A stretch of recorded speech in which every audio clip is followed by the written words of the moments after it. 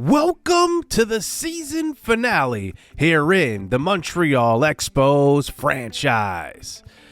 We are almost through our second season of this series. It's been a fun ride, and we had a really good season this year, starting with the draft, obviously, drafting a generational prospect and a lot of other prospects who are going to make an impact in this series. And going into this offseason, I'm really focused on developing these young guys and keeping our young core now and continuing to build around, the guys we can now identify as the guys we will build around.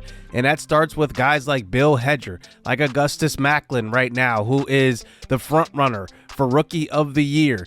He's hitting down at 233 though, but those 17 home runs and 56 RBIs are likely keeping him in that top spot. Obviously, if he wins the award, I've talked about it, he will get an attribute boost, and I do make attribute boosts around the league as well. I make it fair and make sure that I'm rewarding other teams' prospects and other teams' award winners as well. But it would be really exciting for him to win this award. It would also award us with a draft pick as well. Another guy that is interesting here is Herb Kang. In my opinion, if Kang is hitting a higher average, he's been a starter at 18 years old. He should probably be above Augustus Macklin, but I guess I'll take it.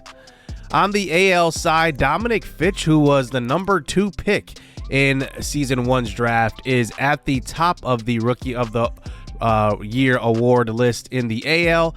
And how about Max Clark, who is one of the most popular minor league players in a while in the MLB, I guess. He is one of those guys that's top 3 right now, but he should probably be higher as well.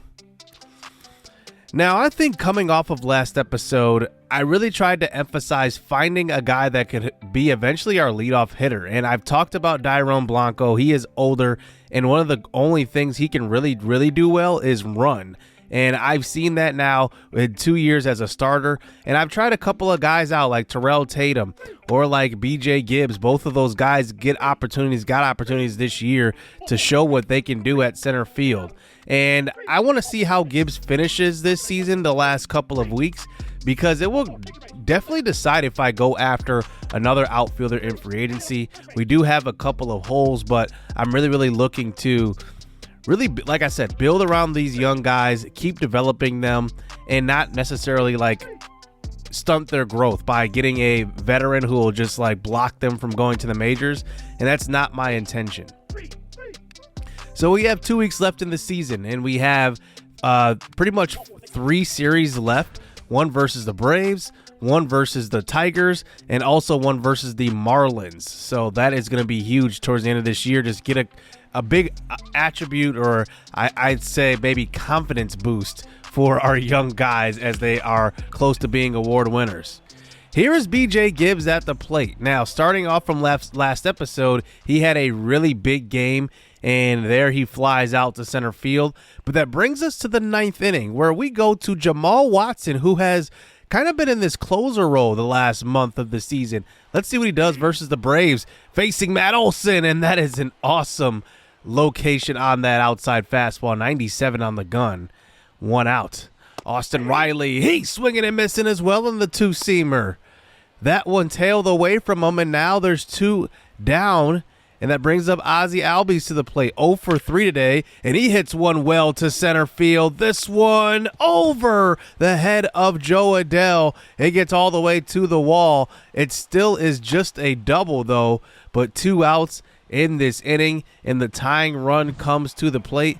It's Orlando Arcia to the plate. 0 for 2. Ground ball. Jeter downs, fields it on to first, and that's a save for Jamal Watson.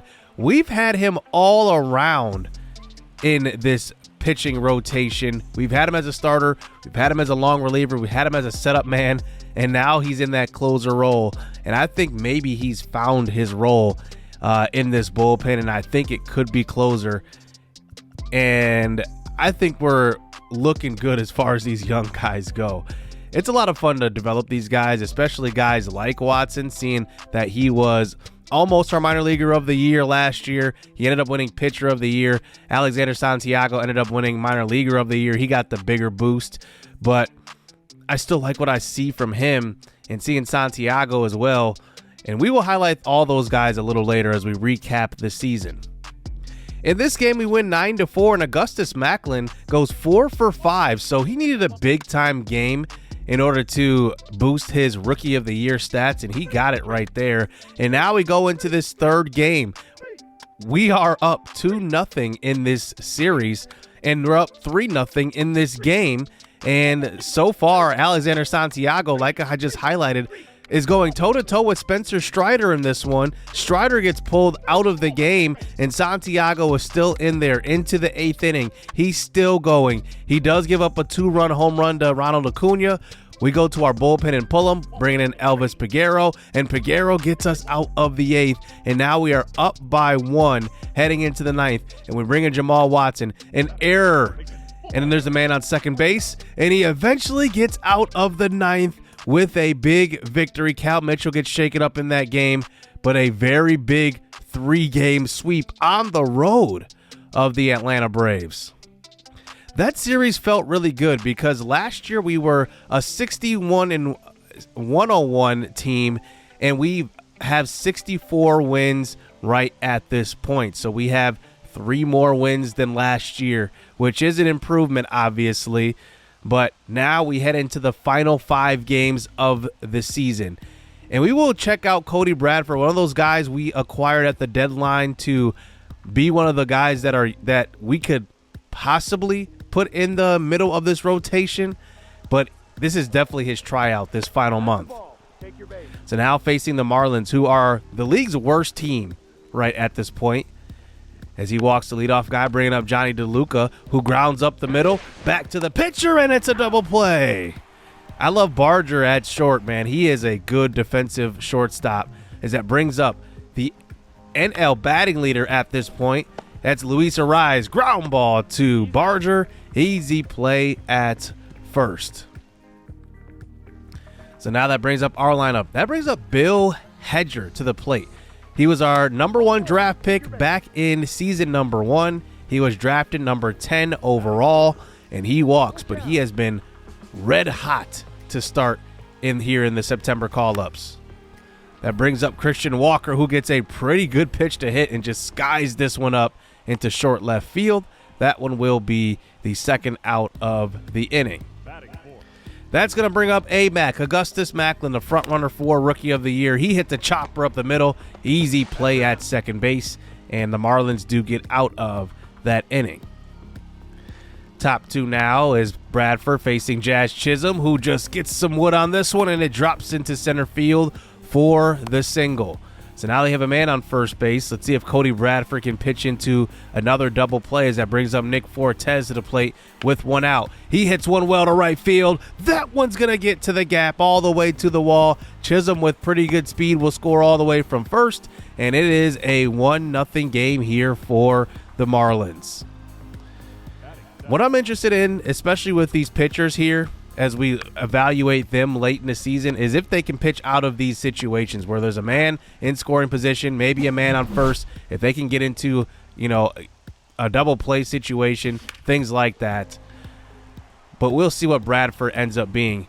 Here is Barger to the plate. Addison Barger, he hits one well to right field. That one gets over the right fielder's glove, and it's going to be a triple. Addison Barger leads the NL in triples with 11 with that one. And he is having a surprising season, to be honest. If he's one of those surprise guys, he's got to be. I mean, honestly, he and Cal Mitchell are definitely the biggest surprises of this season. Kyle Higashioka, who gets an opportunity here to start today. He has actually been platooning with Riley Adams, but he does drive in the run to make it 1-1. On to the top of the 6th inning now, facing Johnny DeLuca. Cody Bradford gives up a double here, and you got to start to think, maybe we go to the bullpen at this point. But he is pitching late in this game. He's only at 85 pitches, facing Luis Arraez to the plate, who hits one to the right side. That one will be stepped on the bag by Christian Walker. And now 2 outs. These are the scenarios I talk about. Man on third base, 2 outs, and bringing up one of the Miami Marlins' best hitters in Jazz Chisholm, and he swings and misses. And that one will get us out of the 6th inning. No damage done after the double. On to the bottom of the 7th inning. Here's Akil Baddoo to the plate. He hits one well, and that one gets past the shortstop, and it gets deep into left field all the way to the gap. And that one will be a double for Akil Baddoo here with 1 out in the bottom of the 7th inning. Baddoo's definitely having a disappointing year, but I'm giving him a chance to redeem himself late. Here comes B.J. Gibbs, and he hits one well to left field. That will be a double, and Gibbs coming off of a really good episode last episode, and he comes through with a RBI double late in this game for his 3rd double in as many as 50 at-bats. That's a pretty good start for him. Here comes Christian Walker to the plate now, and he swings and misses now with runners on the corners, as that brings up Amac with a chance to drive another run in. He gets one kind of lower in the zone, but he just hits a easy ground ball to second, and that one will be the 3rd out of the inning. Bottom 8 now. Here is Joe Adell to the plate. 1 for 3 in this game. He gets one over the middle of the plate. That one's driven deep to left field, and it keeps carrying, and it goes over the wall. Joe Adell, anytime we have controlled the team, has hit extremely well. He's hitting around 260, and he's making his case to possibly be a starting outfielder on opening day next season. We'll have to evaluate everything, but Joe Adell has been impressive. But is he impressive enough to really grab the job and be the starter in the future? So on to the 9th inning. Here is Jamal Watson in for the save. He's got 12 saves so far, which is actually quite a bit. He's been in this role for about a month and a half. As here's a ground ball to Addison Barger. That's going to be the 1st out of the inning. Luis Arraez now to the plate. 0 for 3, make it 0 for 4 for the NL batting leader. And he could be in jeopardy of losing the batting title if he continues hitting like this. And Jazz Chisholm also swings and misses. And Jamal Watson, with his 13th save of the season, gets us the win. Cody Bradford pitched phenomenally today. 8 innings pitched, only gave up 1 earned run, struck out 4, walked 1. I was very, very happy about his performance. So let's talk about a different young guy, and it's like I said, our number 1 draft pick back in season 1, Bill Hedger. Look at these numbers. He's hitting .319, OPS over 1,000, and he's on a 10-game hit streak. And now he comes up to face Dax Fulton, and he hits one right back up the box on the first pitch and extends his win hit streak to 11. Bill Hedger is impressive, and I gotta say, I was nervous earlier in the season when he struggled in the spring. He struggled to start his minor league career, but he has completely turned it around, and he has turned into the best hitter at the majors through the month of September. So we get to the final game of the season, and I want to get to the recap where we recap the entire season, look at our team as a whole. But it ends here with the Detroit Tigers coming into Montreal. We won the first game, they won the second game, so this is going to conclude the series, determine the winner there, and conclude the season. And it's been a good one so far here in this episode, and now it ends with Alexander Santiago on the mound. Right now, I want to build around these young guys, and he is the front runner to be the opening day starter next year because I want him to be our ace unless there is another option, but I guess we'll see. Felix Herrera to the plate. He was one of those guys in season 1's draft that I was going to go after, and he's already a starter at the MLB level for the Tigers. He was in the front runner. He was one of the front runners for Rookie of the Year. Max Clark right now is number 3. And here he comes to the plate, hitting .278 on the year. He hits one well up the middle. That one is going to get through the infield for a single here with 1 out for the Tigers. And the Tigers are in a rebuilding phase as well, but they definitely have 2 guys at the top of the lineup in Ferreira and Max Clark, who will be pretty good players for them in the future. Gary Carpenter comes up. He hits a line shot to second. That one's an easy second out. Bringing up Jake Rogers. Alexander Santiago gets out of this inning. A swinging strike 3 gets him to chase that one out of the zone. So on to the top of the third inning. Here's Hyu Lee, who watches that one for ball 4. And now they have the top of the order back at the lineup. Here is Herrera now. Outside pitch. He takes it. And the throw to second. Not in time. Riley Adams behind the plate today. He has a pretty good arm. A lot better than Higashioka's. As Herrera does hit one right back to Santiago for the first out of the inning. Here's Gary Carpenter to the plate now with 2 outs. And Santiago does get out of this situation with the runner on third base. He gets Max Clark to strike out. Then gets Carpenter to fly out to B.J. Gibbs. Riley Adams to the plate now here in the bottom of the third inning, and that one will be inside, and it will be ball 4. So now, runner on first base, one of the first base runners of this game. Joe Adell to the plate, flies this one to deep right field. The ball is overthrown, but Adams will not be on the run, as that brings up B.J. Gibbs, who's been impressive so far at the MLB level, and he continues his hot hitting. This one's hit well to the left center gap. It gets all the way to the wall. We will hold up Riley Adams at third base, and B.J. Gibbs continues to impress this MLB ball club. He's got his 4th double of the season. Cal Mitchell was shaken up for a couple of games. Now he's back in the lineup here, and he's going to watch that one low for ball 4, and that's going to load up the bases for the man we signed to a big free agent deal, 4 years, $60 million, Christian Walker, and he swings through a high fastball, chasing that one out of the zone, and now there is 2 outs. That brings up Bill Hedger to the plate in a tough situation here. He swings at this one deep to left field, a grand slam. If you needed a front runner for Rookie of the Year going into next season, you found him in Bill Hedger. The guy is just swinging a hot bat, a tremendously hot bat. That one goes 400, and it breaks this game wide open. It's 4-0. Now on to the top of the 4th inning. Here is Javi Baez. He hits one down the left field line. That one gets to the wall. It scores 1, and the Detroit Tigers are on the board here in the 4th. That's his 15th double of the year. Javi Baez really looking to turn his career around here with the Tigers, as that brings up Robert Hassel to the plate, and he hits a blooper into left field. That one will fall, and Cal Mitchell comes up throwing, and a great throw to get Hassel at second. The runner does come across the score, though. On to the top of the 7th inning. Here's Hassel again, and he gets the best of Alexander Santiago once more. This time he slides in safe into second base with a double. So we go to our bullpen and bring in Ray Molina. Ray Molina is who we acquired in the trade to the Brewers, where we traded Tim Anderson over there to help their playoff push. And we'll see if Molina can get us out of this jam, but he does walk the first batter, and that brings up Felix Herrera. The leadoff hitter, the rookie, comes up and swings at this one over the middle of the plate, deep to right center field. It's gone. And the Tigers take the 5-4 lead here. And that pitch was right over the middle, and Herrera left no doubt on that swing.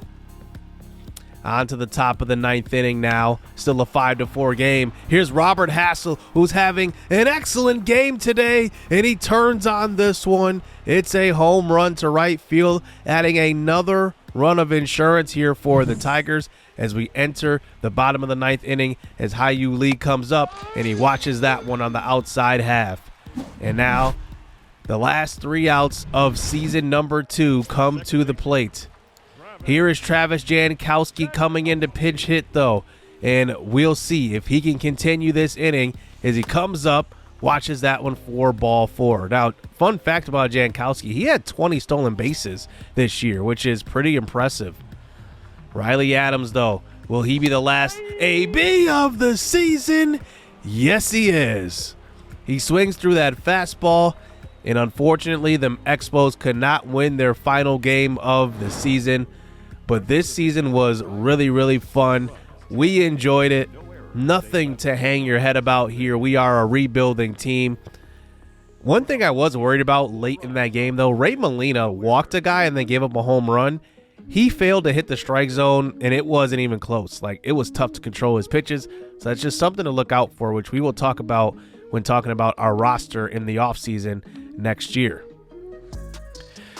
So looking at the league leaders here to end this season, Addison Barger does end up leading the NL in triples with 11. We don't have anybody that's been up here in runs, home runs, RBIs, even walks, on base percentage. Nobody on our team is even close to a league leader at this point. Corey Seager had 59 home runs, which is actually kind of disappointing because he had 40 at the All-Star break. But we do get the call. It's official. Augustus Macklin wins Rookie of the Year. He only hit 239, but those 18 home runs and 59 RBIs go a long way. I said it earlier, but I do think Herb King was a little snubbed just because he was 18 years old. That shouldn't really matter, but he was moved up to the majors right away. He had pretty much no minor league time at all, and he hit 266. His OPS was awful, but so was Augustus Macklin. Like, Augustus Macklin's OPS was 700, which is not good. He's definitely going to need to be better for us in the future, but he takes home the award, so congrats to him. Christian Walker wins a Gold Glove, and I will talk about the boost to the awards in the offseason, but Augustus Macklin will get a boost. Christian Walker will get a boost. And a surprise award, Jamal Watson ends up taking home the Gold Glove as a pitcher. The funny thing about this is his fielding is 18. 18. How do you win the award with fielding 18? But he takes it home, and I've asked you guys in the previous video what type of boost we should give to that, and I'm pretty sure it's going to be a small boost to hits per 9, obviously because you're limiting hits, but also to fielding as well. So I think this thing I wanted to solve going into season 2, maybe not solve all the way, is basically to improve with OPS and scoring runs. And we did improve, but it wasn't a dramatic improvement. Like, Christian Walker helped out a lot. The issue was that Christian Walker led us in a lot this year. He led us in slugging percentage. He led us in home runs. He led us in runs. That's kind of not good because I expected him to be our star, but I expected somebody else to lead us in something else, not having Christian Walker lead us in everything. But that's just kind of how it played out. So let's just look at each player individually and talk about these guys one-on-one. And let's start with Joe Adell. Joe Adell was one of those guys we acquired just before the trade deadline. We know his skill set. The thing is, he had about a half a season of at-bats. He hit actually pretty decently, 256, 322 on base percentage, but is this sustainable? We went through the same scenario with Colton Wong in season 1. He hit 286, led our team in average. It led to us extending him with a 1-year contract, and he couldn't even touch the field here in season 2. Not saying I'm nervous for that to happen, but we do want to be cautious of that going into the next season as well. The next guy we want to be cautious about is Akil Baddoo. We acquired both Baddoo in season 1, Joe Adell in season 2, to be possible guys as cornerstone corner outfielders. And I'm still not sure. I've seen now 1.5 seasons of Akil Baddoo. He struggled this year. I saw some good things from him last year, but he looks a lot like Joe Adell. And I think that we have to be extremely cautious when evaluating those two guys. Looking at maybe a guy we should not be cautious about, Bill Hedger. Look at the season that he had during the September call-ups. 83 at-bats, 7 home runs. So he homered every 11 at-bats, had 15 RBIs, had 12 walks, and 19 strikeouts. He has slugged over 614 and had an OPS over 1,000. I mean, you talk about a guy that absolutely showed out after being moved up. Bill Hedger, like I said, is going to be probably the front runner for Rookie of the Year going into next year. I talked about Colton Wong and just the season that he had this year. And this is my fear, that we end up either giving one of our young guys a contract extension or maybe even giving them a chance to start, and we miss out on something in free agency or via trade that we could have taken advantage of, and we end up trying to see what Joe Adell and Akil Baddoo can do. But I guess we'll have to see with those two. I'm not exactly sure. Let's talk about Christian Walker as we go to the guys sorting through the most at-bats. And Christian Walker was really, really good this year.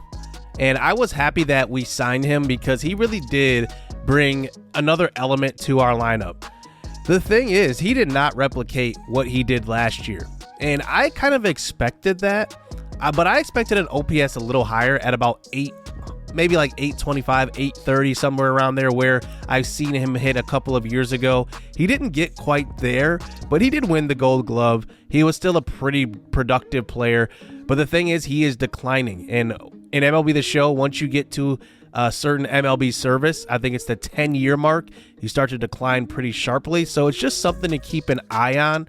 And at age 34, is he really worth keeping around in even the short term?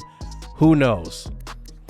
Augustus Macklin obviously won Rookie of the Year, and he would be the guy that was going to be first base, but we decided to move him over to third base, and he has taken over that position full time now.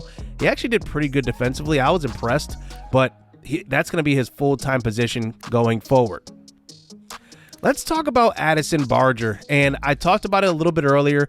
One of the more impressive guys in this series so far, Addison Barger along with Cal Mitchell. Both of those guys did phenomenal this year. 500 at-bats for Barger. I was debating going into the season whether or not I wanted to platoon him, but I'm glad I didn't. He was the full-time shortstop the entire year. He was awesome defensively. He developed a little bit. He's still a low overall at 72, but if he's productive, who really cares what his overall is? Because I really loved what he did this year, and just looking for him to build off of a really good year. I talked about Akil Baddoo already and Joe Adell, and the guy that really has been the starter the last 2 seasons has been Dairon Blanco consistently in center field. This year, I made it a point to see if there's something better out there in our organization, and Blanco, to me, is not necessarily a starter. I say that because I've had him at the leadoff spot, and in 2 seasons, he has not led our team in runs. He gets 25 stolen bases a year, so you would think that he would be a very good run scorer, but he just isn't for some reason. He's not getting on base at a clip that I would want him to be, and seeing that he's age 31, I think that he's just maybe a bench guy, somebody to come off the bench and fill in, but not necessarily a starter. I even think possibly a better option to be a full-time starter in center field is Travis Jankowski. Now, he is signed to a 2-year deal, and he has a team option, so it's very, very likely that I will decline that option because I can probably get him cheaper than $3 million in free agency. But I still want to keep the door open on Jankowski and see what I can get out of him because he did have a career year with us. But I don't necessarily think at age 33, age 34, it's the best option, but I still want to keep the door open. And if I'm not sure what's going to happen in the offseason, but I do want to keep him around as, like I said, a bench guy, just like Dairon Blanco. Let's talk about Kyle Higashioka because he will be hitting free agency once again. We gave him a 1-year extension coming off of last season, but that's because we didn't have options. And we had a battle, in my opinion, for the starting catcher job this year. I didn't talk about it too much, but Higgy has only hit 225 and 227 with us. It's not super impressive, but anytime we show gameplay of him, he's hitting home runs. But that's kind of what he's been. He's kind of a boom or bust type of hitter. And I'm not sure if we will bring him back, especially with Luis Davila, the generational prospect, coming into the fold. I do want to talk about Andrew Monasterio a little bit because he was a guy that was competing for that starting shortstop job. And looking at the season that he had, it was actually pretty decent. But historically in MLB The Show, at least what I saw in season 1, he was not a very good hitter. I pretty much got him to see if this could be one of those Joe Adell, one of those Akil Baddoo acquisitions where I try to get the best out of him after he was kind of buried on the depth chart with the Brewers. And he did actually pretty decent. But like I said, I want to be cautious about these types of seasons where they kind of perform above what they're usually performing. And I just need to be careful here. I don't know what to think, but I have to say going into next year, he's probably our starting second baseman unless we find somebody better, because I don't think the options right now in our organization are better than Andrew Monasterio. He is probably our second best middle infielder at this point. So we're going to have to go into free agency really cautious about that. But I think right now he is the front runner to be our second baseman next season. So let's move over to pitching. And I had a couple of moves I made in the offseason that I thought would pay off. John Means actually performed pretty well. It wasn't game-changing, though. He had a 1.21 whip, 3.63 ERA, had one more quality start than the year before with the Orioles. He had 21 in comparison to 20 last year. He is still under contract for 2 years, but like I said, I don't know if he's going to be the opening day starter going into next season. I really want that job to go to Alexander Santiago. I'm not sure if necessarily he's our ace, but I want to give him that opening day start. Seeing what he's done this year, though, 17 quality starts, a 1.45 whip, a 4.80 ERA, kind of below average, but I think it's just, you know, the rookie wall that he kind of hit. He started out hot, kind of cooled off a little bit. Matthew Boyd is 34 years old, and I think this is probably the final year he will be with Montreal, but I enjoyed having him. Like, these aren't bad numbers.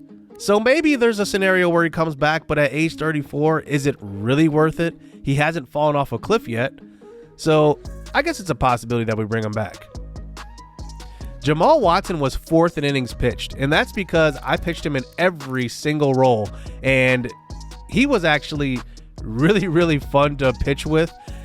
He had a 104 whip this year, 2.78 ERA. Now, the starter role is just not for him. 10 games started. He had 4 quality starts. It's just not the role. Now, I tried him in the long reliever role. I liked him there, but I think he's a closer. He had 13 saves. He won the Gold Glove. I just really, really like him as our closer, and I'm pretty sure I'm going to be switching his position fully over to closing pitcher and having him embrace that role. And I'm very, very excited about it, to be honest. I think he's a very good arm out of the bullpen. I just don't necessarily think he's a starter. So who is going to be our future starters? Well, we acquired Cody Bradford at the trade deadline, and he looked pretty good. In 13 games starting, he had 7 quality starts, a 3.35 ERA, a 1.18 whip. I'm excited for him to be a middle-of-the-rotation starter. Our bullpen actually had, in my opinion, a down year in comparison to last year. Brock Burke, he had a 3 ERA, a 1.37 whip. Miguel Castro had a 3.81 ERA, and he was signed to a 2-year deal. No team option on his contract, so he will be back next year. Will Vest was a guy that I really liked coming into this season. His ERA is only 2.74, but the whip is a little high at 1.32. And then there's Javier Assad. And I have to talk about guys that are just disappointing in this series, and Javier Assad is one of them. I don't know what the deal is with him. He had a great year at AAA, and then as soon as we moved him up to the majors, he was just getting shelled. So I don't know what to do with him, but he is a big trade candidate going into the offseason. And Buck Farmer was a guy I extended in the offseason, and he did not have a good season at all. And it's a cause for concern for sure, and it's a big reason why I traded for Ray Molina at the deadline. I saw the writing on the wall for a lot of our relievers, and it wasn't good. Dwayne Underwood, we got in the Rule 5 draft. He ended up getting hurt, so his season was cut short, and he was having one of the better seasons of all our relievers. And then Elvis Peguero, who had another good year for us, 106 whip, 3.49 ERA. And he was kind of in a limited role. He only had 28 innings pitched in comparison to 121 last year. And next year's opening day roster, we're going to have to make room for our young guys like Gary Shoemaker and possibly Charles Benson, who is a closing pitcher in our organization. He could make the bullpen as well. I want to talk about a couple of other guys, And the one other guy I wanted to highlight here is Ray Molina. We saw what he did in the earlier part of the episode, and I wasn't impressed. So going into the offseason, I think getting another bullpen arm is going to be a priority. So let's talk about our Minor League of the Year awards, and we start with Offensive Player of the Year in the minors. And this one goes to Chance Hawkins, a guy you probably never heard of, but he hit 303, 394 on base percentage, 429 slugging, and an 823 OPS. That OPS was one of the highest in the organization, so he gets a slight boost, +1 to all of his ratings, and a +3 in potential. It only brings his overall up to a 62, but he's a guy to monitor because even when guys get to the mid-20s, I start to look at them as far as the MLB goes and start to evaluate them to move them up to see what they got. The Minor League Pitcher of the Year goes to Gary Shoemaker. He led our organization in WAR as a pitcher, 4.2, and had a 1.29 WHIP, 3.80 ERA. We decided not to move him up at the September call-ups to allow him to develop, but he will get a +1 in all his attributes and a +3 potential boost also. And then our Minor Leaguer of the Year was Bill Hedger. Led our organization in OPS at any level, 866, at a 308 average, and this is his attribute boost after his boost. He goes up +3 in all of his ratings and +5 in potential, so he is officially a B potential now. And to me, the season that he had after the September call-ups is indicative to what type of career he's probably going to have at the MLB level. Another guy that's going to get a boost is our Major League Outstanding Player. I will call it the MLB MVP. Very creative there, but he hit 289 and he was great. So he's going to get a +2 in all of his attributes and get a +3 in potential. So he's at 66 overall. I didn't want it to be like a dramatic attribute boost for him, but he's really, really good. I can't wait to see what he's going to do next year as well. And then there's one guy that's going to get the MLB Underachiever Award, and that's going to go to Akil Baddoo. I really had high hopes for him. He was hitting below 200 for a lot of the year, and this award can only go to guys who are under contract for next season, so he will get a -2 in everything. So that's what you see right there. And then also Javier Assad also gets an Underachiever Award as well, so he goes down -2, and he is likely going to be a trade candidate going into next season. So that is going to do it here for season 2. Let me know what you guys thought of the awards as well. I thought they were a pretty good boost or decrement to the attributes. I thought they were fair, but I am really excited going into season number 3. The offseason is going to be huge. Is Luis Avila going to be at the MLB level right away? How about Bill Hedger? Is he going to be the front runner for Rookie of the Year? There is so many storylines going into our 3rd season. I can't wait to get into it. Hit subscribe, hit that like button. Stay tuned. Let's get it. Let's go. I like getting money, I got time to get it. Target on me, so my car's a tinted. Dancing with the devil, I don't bargain with it. Bobbing in the dash, and the stick is with it. And I hit the 4-5 on the west side. But I'm from the east side, this how we slide. This how we ride, yeah, this how we ride.